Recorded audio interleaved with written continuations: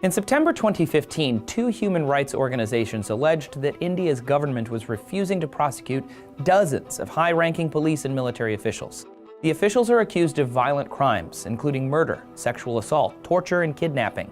The alleged crimes occurred in India's war-torn Kashmir province, where torture, arbitrary detention, and other human rights abuses have become an almost daily occurrence.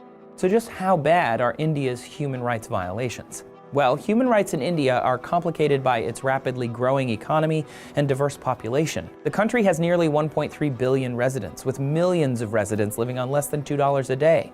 Low-caste citizens, along with religious minorities, suffer the most from sexual violence, police brutality, economic exploitation, and unlawful imprisonment. One reason why human rights violations like these persist is India's broken and corrupt justice system. Over the last half-century, India has expanded its Armed Forces Special Powers Acts, which give the central and state government the power to classify entire regions as disturbed areas. Under this designation, police and military have unrestricted power to detain, arrest, and even shoot civilians, even if they are just suspected of an offense. These laws were created to maintain public order in times of political conflict or civil unrest. People in disturbed areas, however, now suffer the most from human rights abuses, like arbitrary arrests and imprisonments, as well as injury and death while in custody. In fact, nearly 70% of India's prison population have yet to be tried, and India's security forces are almost never prosecuted for these human rights violations. On top of this, India's basic social structure, known as the caste system, leads to caste discrimination, which has been called a human rights violation of itself. Under this system, India's indigenous population is seen as unclean by higher caste citizens, thus leading to their designation as untouchable. Untouchable or Dalit people have been beaten and killed even for actions as basic as drinking from the same well as other castes.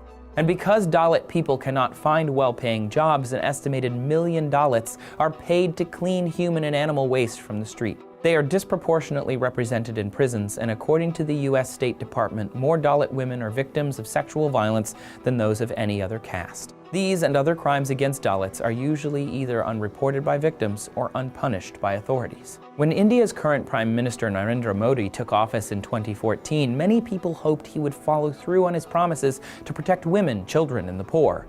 Thus far, however, he has been more focused on India's industrialization and economic growth than improving the lives of its people. Moreover, India's neighboring countries in the West have been hesitant to meddle in India's domestic issues for fear that it would sever valuable trade ties.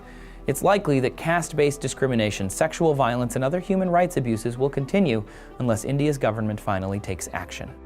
Prime Minister Modi may have fallen short on his promise to curb human rights violations, but who exactly is this controversial but popular leader? Learn more about Narendra Modi in this video up top. And to get a closer look at India's caste system and its major downfalls and inequality, watch this video below. Thanks for checking out TestTube News. Don't forget to like and subscribe so you get new videos from us every day.